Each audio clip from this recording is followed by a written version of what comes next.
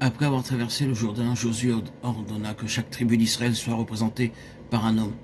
Ils ont donc pris 12 pierres qu'ils ont mis dans le lit du Jourdain, et ils les ont laissées là.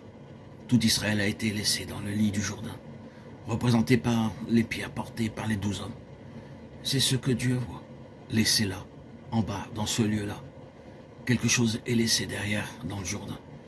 Ce qui traverse et parvient sur l'autre rive est un témoignage au fait que quelque chose a été laissé derrière. Parce que Gilgal suit aussitôt cette expérience. Quelque chose a été laissé derrière.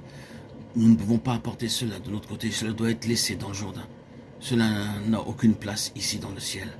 Cet homme naturel, cette idée corinthienne de l'homme est au fond. Et Dieu l'a laissé là. Les eaux le couvrent et le reflux passe sur lui. Il est en dessous, enterré pour toujours. Elles y sont restées jusqu'à ce jour. Josué 4:9. C'est la voie de l'élargissement spirituel. Mais Dieu doit introduire ce principe en nous. Et il me semble que Gilgal était l'application pratique du principe typifié par les pierres dans le lit du fleuve. Ces pierres représentaient l'union du peuple de Dieu avec Christ dans la mort et l'ensevelissement. L'homme naturel qui était tellement en évidence dans le désert est mis hors de sa vue. Gilgal concrétise cette vérité et l'applique perpétuellement. Colossiens 2:11-12 confirme cela. Nous devons éprouver en notre âme sur la chair l'œuvre tranchante de la croix, la mort de Christ. Nous pouvons croire toute la doctrine de Romains 6, mais il peut y avoir une grande négation de tout cela en nous-mêmes.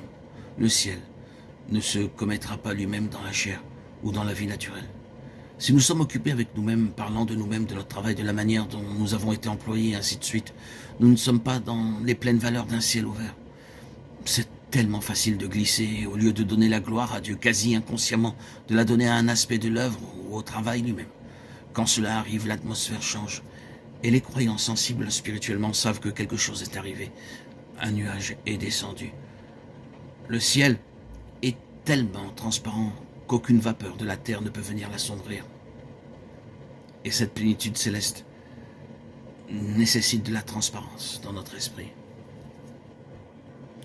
Gilgal était l'application pratique du principe typifié par les pierres dans le lit du fleuve. Ces pierres représentaient l'union du peuple de Dieu avec Christ dans la mort et l'ensevelissement. L'homme naturel qui était tellement en évidence dans le désert est mis hors de sa vue. Gilgal concrétise cette vérité et l'applique perpétuellement. Colossiens 2:11-12 confirme cela.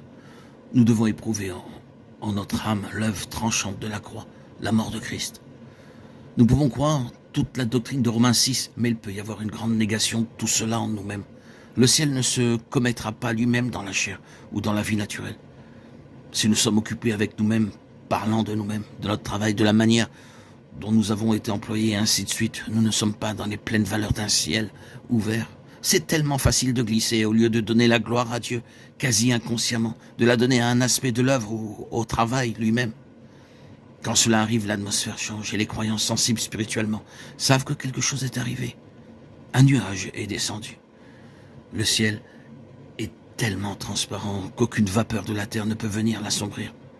Et cette plénitude céleste nécessite de la transparence dans notre esprit.